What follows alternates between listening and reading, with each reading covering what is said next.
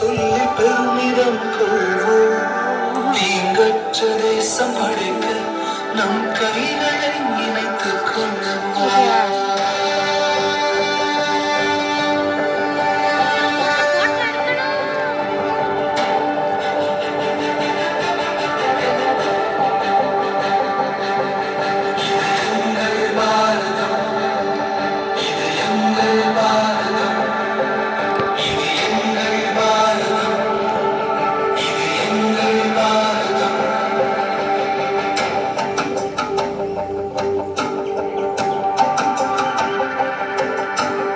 Indian என்று சொல்வோம், அந்த சொல்லி பெருமிதம் கொள்வோம்.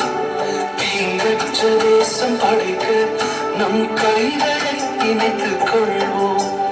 இந்தியன் என்று சொல்வோம், அந்த சொல்லி பெருமிதம் கொள்வோம். தீங்கற்ற தேசம் படைக்க நம் கைகளை இணைத்துக் கொள்வோம்.